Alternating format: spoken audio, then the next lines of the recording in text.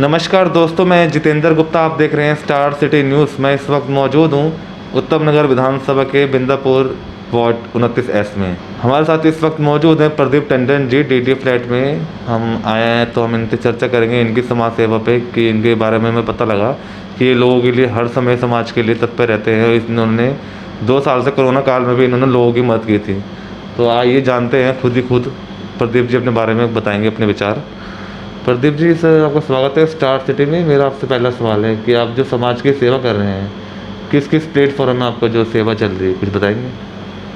हमारी समाज सेवा पिछले 2 सालों से अपने पूरे क्षेत्र में, स्पेशली वार्ड नंबर 29S में चल रही है। और हम सिर्फ ड्राई राशन बांट रहे हैं। अब तक हम लोगों ने करीबन 5 से 6 हज़ार आदमियों को, फैमिलियों को राशन दिया है। और अभी और भी 100-200 फैमिली को राशन देने का विचार है। और इसके अलावा सर और क्या क्या आपकी भूमिका है समाज के बीच? इसके लिए समाज के लिए मैंने कई काम किए हैं। जैसे अपने क्षेत्र में रोड का इशू है, दिल्ली जल बोर्ड के पानी का इशू है, यहाँ के पर्यावरण का इशू है, मल्टी स्टोरी पार्किंग का इशू है।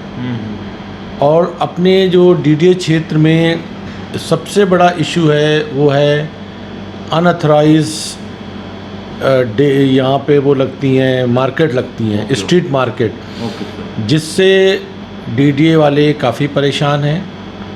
और एक नहीं, वीक में 2 बार लगती हैं। इस विषय पे हमने एमसीडी से और एसडीएम से आरटीआई डाल के कई इन्फॉर्मेशन निकलवाई हैं जी। अब कोरोना काल ख़त्म होने को आ रहा है, इसके बाद हम इस क्षेत्र में इस विषय पर काम करेंगे। अच्छा प्रदीप जी, आप जो ये सारे कदम जो उठा रहे हैं, इंडिविजुअल कर रहे हैं या आपकी कोई टीम वर्क है? देखिए, कोई भी काम इंडिविजुअल नहीं हो सकता है, एक टीम की ज़रूरत पड़ती है।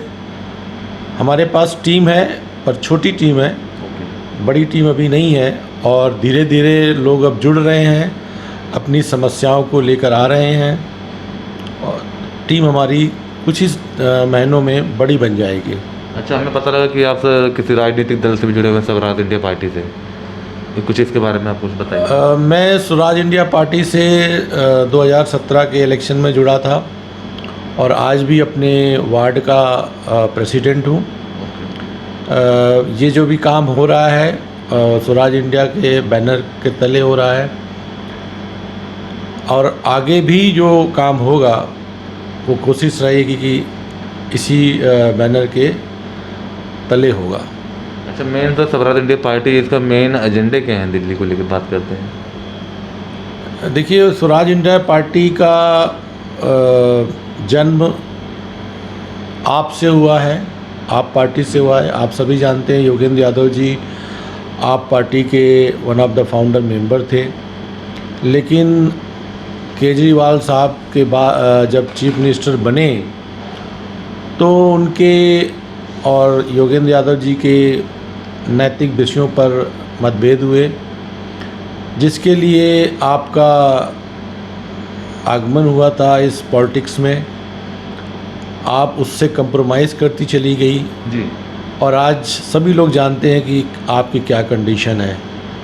तो इस वजह से योगेंद्र यादव जी ने अपनी पार्टी अलग बनाई और हम 4-5 सालों से इस पार्टी के नाम पे काम कर रहे हैं। हमारे क्षेत्र की जनता जानती है कि हमने यहाँ पर क्या क्या काम किया है। क्षेत्र के प्रतिनिधि हैं निगम पार्षद, उनके लगभग आज 4 साल बीत चुके हैं। काम को लेकर बात कर लेते हैं सर। उनकी साफ़ सफाई या उनका जो भी उनके अंडर आते हैं, कैसे काम रहा है यहाँ का? इस क्षेत्र में काम बहुत ही बेकार हुआ है। कहने को तो वो बहुत बड़ी पार्टी के पार्षद हैं, बीजेपी जैसी पार्टी के पार्षद हैं, लेकिन अगर आप इस क्षेत्र में घूमेंगे जी, तो आपको ग्राउंड रिपोर्ट जो मिलेगी वो 0 मिलेगी। उस वजह से ही लोग आज हमारे पास आ रहे हैं, क्योंकि उनकी सुनवाई वहाँ पर होती नहीं है। अभी कल ही करीबन 10 से 15 लेडीज़ आई थी जो भगवती विहार की थी, जिनको पानी की समस्या थी। उससे पहले भगवती विहार में एक गुलाम मस्जिद है, वहाँ के कुछ लोग आए थे, उनकी पानी की समस्या थी। और आप ये देखिए कि इसका जो रिज़ल्ट है वो आने वाले चुनाव में आपको दिखेगा।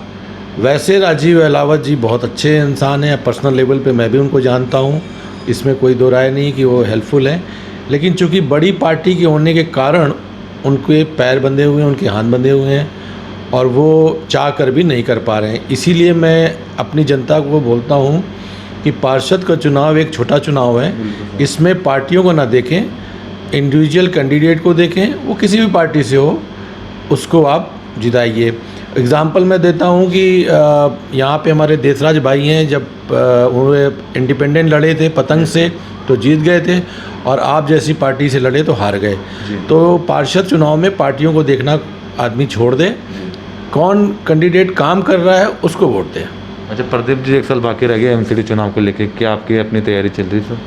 देखिए हमारी तैयारी 4 साल से चल रही है। मैं 4 साल से अपने क्षेत्र में एक्टिव हूँ, चाहे वो डीडी एरिया हो, चाहे वो कॉलोनियाँ हो, चाहे वो कहीं पे भी हो, कोई भी हमारे पास समस्या लेकर आता है उसकी हम ज़रूर सुनते हैं। इस क्षेत्र पे हमने रोड के लिए काम किया है। इस क्षेत्र में हमने यहाँ पे एक जल भराव की समस्या, उसके लिए दिल्ली जल बोर्ड से मिलकर रेन वाटर हार्वेस्टिंग का काम प्रपोज़ल चल रहा है। यहाँ पे पार्किंग की समस्या इशू है, यहाँ पे एक डी ब्लॉक में कम्युनिटी हॉल है, उसका इशू है, उससे डीडीए से हम लोग मिले हैं। और कॉलोनियों में जो है सबसे बड़ी समस्या है वो है पानी की, तो पानी के लिए भी हम लोग दिल्ली जल बोर्ड से मतलब डेली के बेसिस पे तो नहीं, लेकिन हाँ वीकली या क्वार्टरली बेसिस पे उनसे बात हमारी होती रहती है और जो समस्याएं वो कर पाते हैं साल वो करते हैं। सर दिल्ली में अनलॉक खुल गया, तो इस पे आप लोगों में क्या संदेश देना चाहते हैं? जैसे कि आप देख रहे हो कि आज भी लोगों में बाज़ारों में भीड़ भड़का है, तो कुछ लोगों को अवेयरनेस करने के लिए आप कुछ कहना चाहेंगे प्रदीप जी? देखिए सर, मैं सभी क्षेत्रवासियों से ये प्रार्थना करूँगा कि वो सोशल डिस्टेंसिंग और कोरोना की जो भी गवर्नमेंट ने गाइडलाइन इशू की है उसको फॉलो करें। पिछले बार भी हम लोग ने जब इन चीज़ों पर ध्यान नहीं दिया तो जब दोबारा कोरोना आया तो बुरा हाल हो गया सबका और काफ़ी लोग परेशान हुए। और जैसा कि वर्ल्ड हेल्थ ऑर्गेनाइजेशन या जो मेडिकल लाइन के लोग हैं, डॉक्टर्स हैं, वो बोल रहे हैं कि हो सकता है सितंबर में या अगस्त में फिर इसकी तीसरी लहर आए।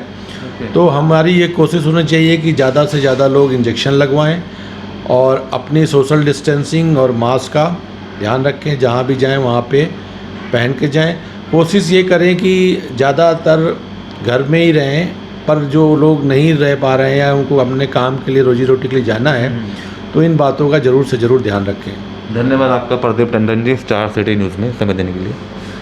तो ये हमारी सीधी बात प्रदीप टंडन जी से, स्टार सिटी के साथ मैं जितेंद्र गुप्ता।